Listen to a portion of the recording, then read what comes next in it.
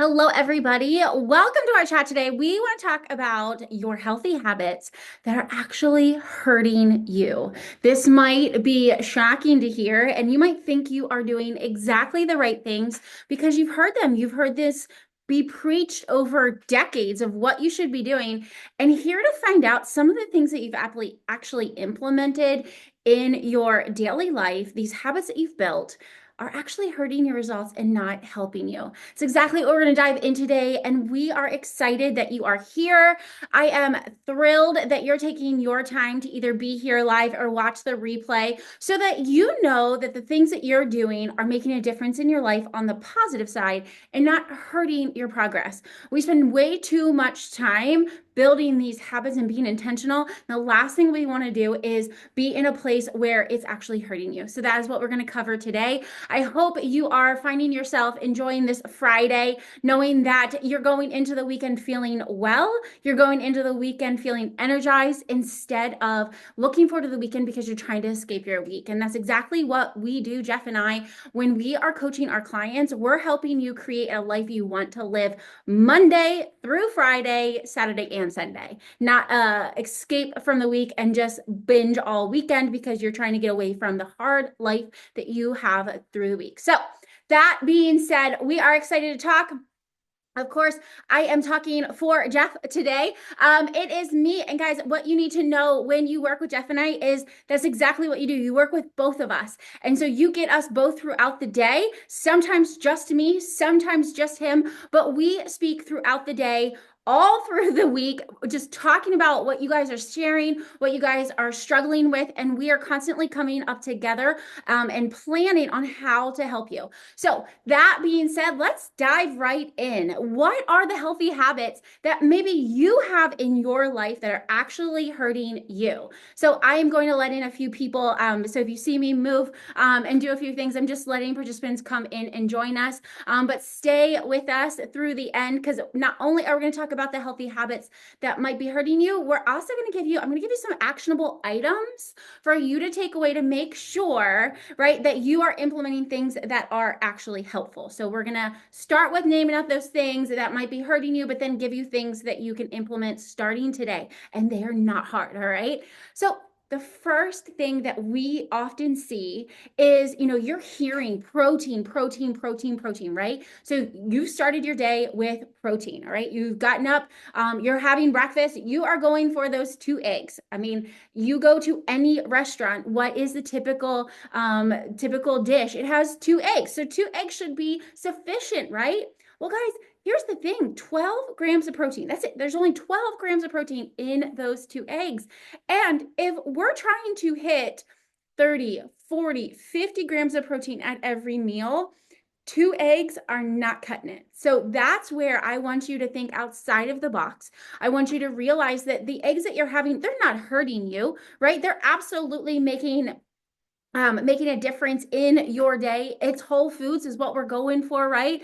But the fact that only 2 eggs holds 12 grams of protein leaves you massively short of what you should be consuming at each meal. The last thing that you want to be doing is playing catch up at the end of the day. So if you're starting your day with 12 grams of protein, right, that's fantastic. I mean, like, I'm glad you're starting there. But if you're starting at just 12 and you are waiting again till lunch to eat, that means that if your goal of 125 grams of protein and you've only started with 12, you're still way over 100 grams of protein that you need to hit the rest of the day. And you know that you've already, specifically I mean, not specifically, generally ate one of your 3 meals of that day. Okay. So that is going to be like, that's the blaring first thing. We thought we were starting off our day so great with protein, with those eggs. And here we are saying, oh, this is not how, I mean, this is not actually helping my long-term goals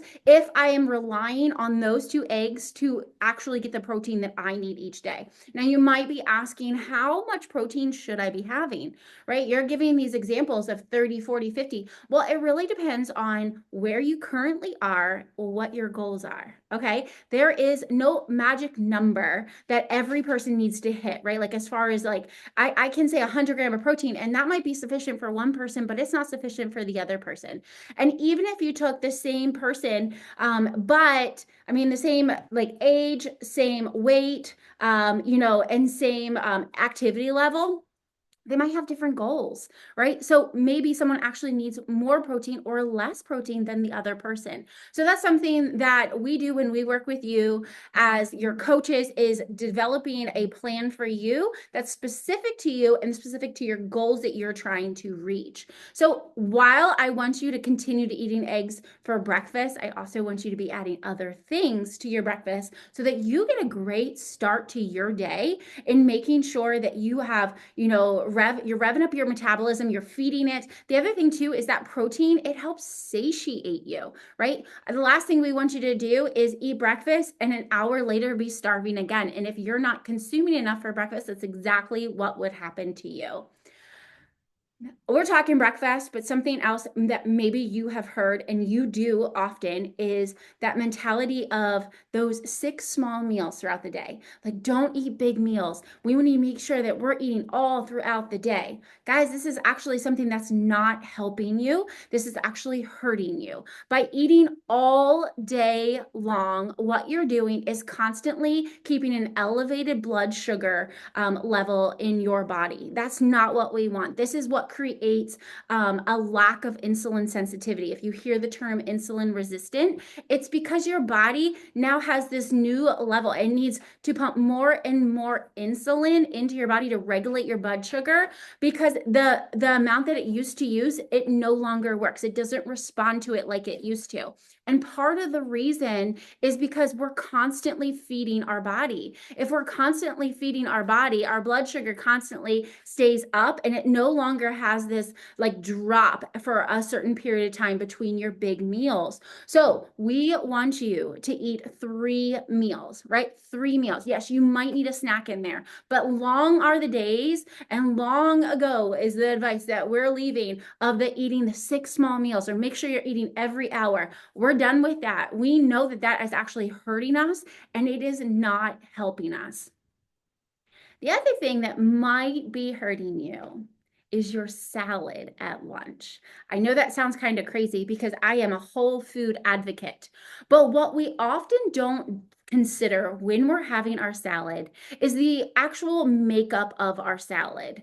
The actual greens, fantastic, right? Like, you can't go wrong with having your greens and your veggies and things like that.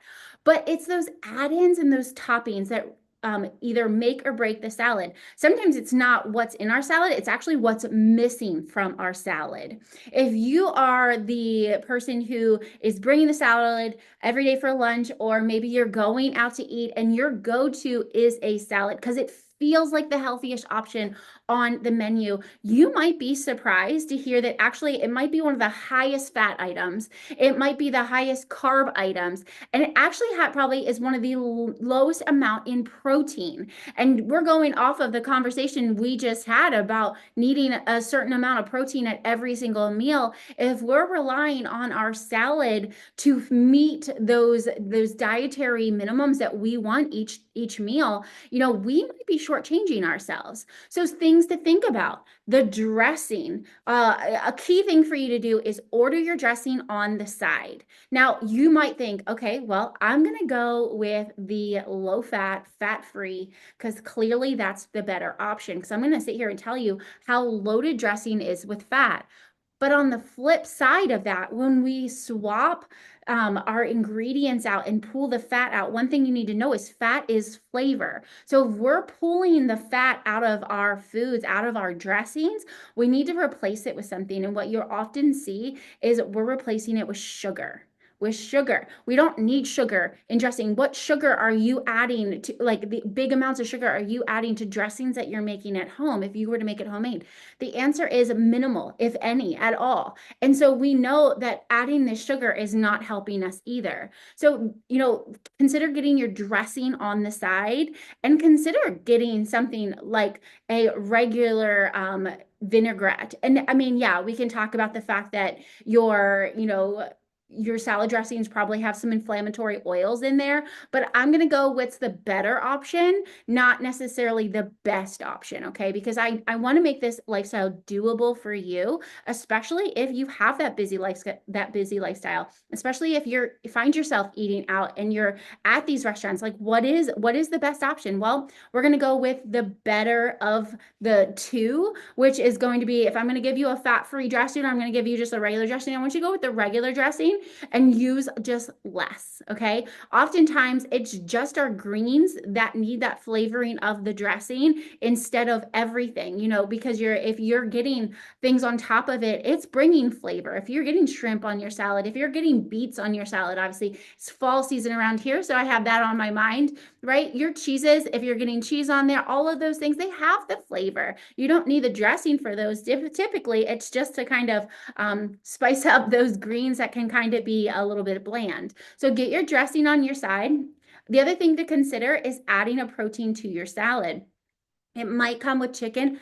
Ask them how much chicken. If you're making your salad from home, you have that benefit of knowing how much protein that you're adding to it. But do not be embarrassed to get a side or add extra chicken. I can tell you, I am specifically someone who, if I'm out to eat, I will ask how much protein is on there. So whether it's steak on there, sliced steak, maybe it is a sliced chicken or pulled chicken, or maybe we're going with shrimp, maybe you're going to get salmon on it. Ask how much there is. They might have to go back to the kitchen and ask, which is fine, guys. Information is power, right? For you to make the best decision. And then you can add a side of protein if you need to. So you could add extra this, or you can literally just order, may I have a chicken breast on the side? All right. So those things, that salad, while maybe not the best at the beginning, we can change it up to make it actually work for you. I actually eat a salad almost daily,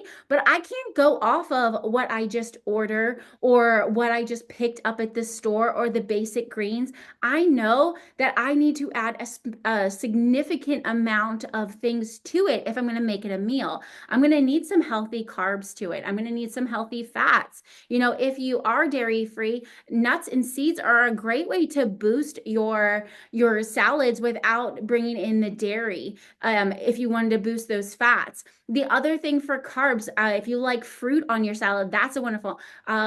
Legumes like black beans or chickpeas or lentils, boosting those carbs, and those will also boost the protein as well. But we're going to build off of that salad to make it a complete meal. So don't think that just adding, ordering a salad is sufficient for you. We think these healthy habits, but in fact, it might be hurting your results.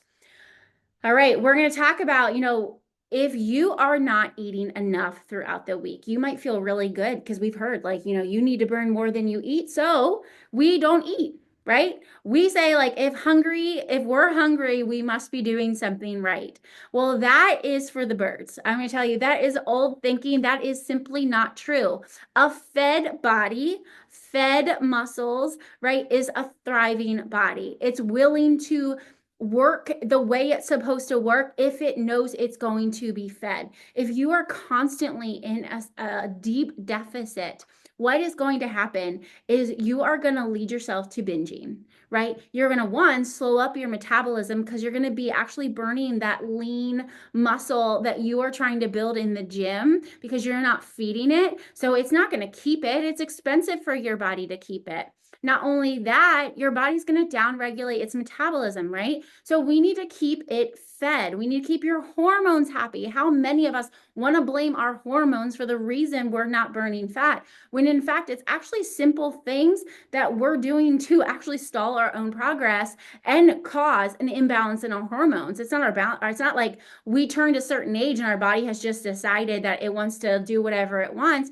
If we're not going to feed it, it's going to find different ways to try to survive, and it's not going to be efficient. So if you want to thrive, we need to be eating enough all through the week. Because often Monday through Friday, man, you are feeling so good. Yes, you found yourself hungry, but man, you drank a cup of coffee, you overpowered that, you're good to go. And where does that leave us? Friday night, Saturday, and Sunday. Well, I can tell you where it's going to leave you on Friday. It's going to leave you tired, right? So you're exhausted, you're tired. And what's the last thing that you want to do when you're exhausted and tired is make a healthy meal on a Friday night, right? That's when how often we'll just go grab something. I'll just get something, like I'll heat up a pizza, like something easy because we're exhausted. And then we continued. Yes, wired and tired is exactly what happens, right? Right, with that coffee and with the exhaustion that we have put ourselves in. And then we continue this weekend of, overindulging and thinking like, "Oh my goodness, like I can't catch up. I'm so hungry." And you can't stop yourself. You feel like you're on this ride, this train wreck, and you can't get off. And it's all because of what you did Monday through Friday afternoon. You did not feed yourself. You overspent your body's basically like your energy bank, right? And so you just go into this and we continue this cycle of them being like, "Oh, I'll start over Monday. Oh, I'll start over Monday." And we don't realize that if we are not serious and intentional about our movement and our food on Friday, Saturday, and Sunday, that is over 40% of your week. 40%. We don't think of it as that big of a chunk, but it is certainly over like over even a quarter of what our week looks like. There's 7 days, and if we're spending 3 of those days just completely like off the rails, we're not going to make or see the progress that we're desiring because we're literally shooting ourselves in the foot. So what I want you to do is be fed Monday, Tuesday, Wednesday, Thursday, and Friday. So when you go into Saturday and Sunday, you are feeling good. And what we know is when we're feeling good, really that boosts our confidence. And what happens when we have more confidence is we have more momentum. And if we keep that momentum going, we can keep it going through the weekend so that Monday doesn't roll around and we feel like we're starting over. It's just a continuation of what we've been doing. All right. Got another one for you guys. When I was making these notes, I was thinking about all these things that I used to believe and things that I can still catch myself, like being like just that moment of like, I want to say relapse of, but like, "Oh yeah, I thought about that. Like, oh my goodness, I can't believe that like came up again," right? But when we're changing our relationship with food, when we're changing our relationship to living a healthy lifestyle, what happens is we change the thought patterns that we have, right? And I'm not going to say they never come back because I'm just telling you now, like occasionally they'll come back. But when I was writing these out, I was thinking, I did all these things and I thought I was helping myself.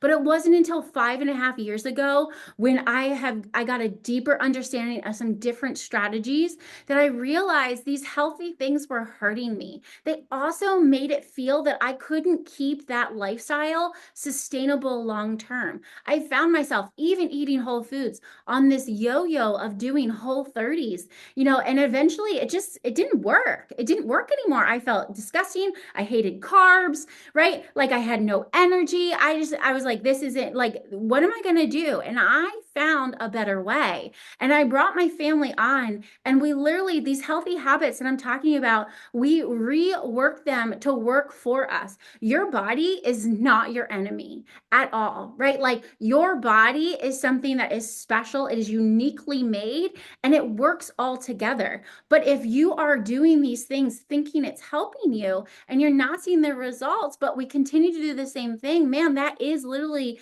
the definition of insanity. We're expecting a different result. And I want you to like rethink of some of the healthy habits that you've built and analyze them. Are they helping you, or in fact, are they hurting you? Some of them are meant great for a season, but we need to pull back on them and maybe reintroduce them a little bit later. But using these strategies, and this is exactly what Jeff and I do to help you on your journey, is deciding when we need to pull back, when we need to press in. How can we set you up so that Monday through Friday leave you for also a very successful Saturday and Sunday. We want to see you thriving for the long term, not just, these couple weeks and seeing that scale change. We want you to feel that change because remember, if you're feeling good, if you're building that confidence, it's building that momentum to keep you going. So, next thing we're going to dive in, we talked a lot about food, and I have so much more I want to talk about food, but we need to keep on moving. So we're going to start talking about our workouts, right? Some of you guys are here, you work out, and you feel good because you've worked out. And one of the things that often we think about is that the more we sweat, the better the workout. How many of us feel like, oh my goodness, you got done with this crazy intense workout, so you must have like the results from that, the impact of that workout clearly is way above some of the other workouts that we chose, especially one that might be like an active recovery workout, one that might be lower intensity. Well, here's the thing, guys. Sometimes it's a bit too much. And one thing that often we are not fully understanding, and I am guilty of this as I have been in this industry for almost 20 years, taught these classes. And what I found was what I was teaching was not being done correctly or at its best level. And that is what we want to talk about with the HIIT boot camps, your burn workouts, right? Your, what do we got? We got all sorts of, like we can talk about CrossFit. We can talk about, just group fitness in general. And we get these boot camp type workouts where you are going and going. That's what I was looking for. Les Mills. Yes, you are going and you are going and you're going hard, man. And this hour workout, man, you just feel amazing when you leave. And yet, the definition of a HIIT workout, a high intensity interval training workout at its best should be around 15 minutes or less. Isn't this wild? Because most often, when are you signing up for a workout that's 15 minutes? When are you signing up for a workout that's 20 minutes? And you are like, I'm good, that's enough. And like you're moving on. No, we're like, we've done a half hour, we need a half hour. We got an hour. Let's fill that hour, right? The thing is if you were to actually go high intensity for you, the high intensity, there is no possible way that you would be able to sustain that intensity for an hour-long class. It's just not, you're not doing it correctly. And to get the most out of those bursts, because what happens is we're digging into our muscles, our glycogen stores, which is coming energy from our carbs, and we're depleting them super fast. We're burning right through that, right? And that is the idea of that high intensity.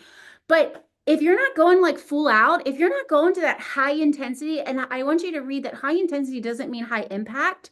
Okay. You can do high intensity, but low impact. But if you're not all in, you're not getting that max benefit. And so we know that we're not doing it correctly. So while I will continue to do 1 to 2 HIIT workouts a week, I have brought the time down tremendously. If I'm doing Tabata, I'm doing 4 sets of Tabata max, right? If I'm doing an every minute on the minute, I'm not doing it for 20 minutes. I'm not doing it for 30 minutes. I'm looking at 10. I'm looking at 15. If I am doing some type of timed, like 40 seconds on, 20 seconds off, if you do sprints, you'd be shocked at how little time you could sprint if you're going full out. And I highly recommend sprinting. It's something that I think as adults often just like, oh, we're too old, who's sprinting? Let me tell you, it is a full body workout. And we just spent a summer making sure, each week we were doing our sprints. And I will tell you, I never felt more alive and healthier than I did getting that cardiovascular as well as that high intensity workout in. But paired with that, remember at the beginning when I started talking about workouts, I was telling you I was doing it 1 to 2 times a week. I used to do these workouts 5 to 6 times. Again, I used to lead them. I used to do them 5 to 6 times. And now I'm looking at the fact that I am doing them, 1 to 2 times. But I didn't stop just working out. I replaced some of my hits with more intentional strength training. What we know from studies is honestly, our muscle is our biggest anti-aging tool that we have. All right. So, one thing that you do not want to be missing out in your 30s and 40s and 50s is building lean muscle. It's injury prevention. Okay. Obviously, your strength, it keeps you living independently, it keeps you recovering faster from injuries.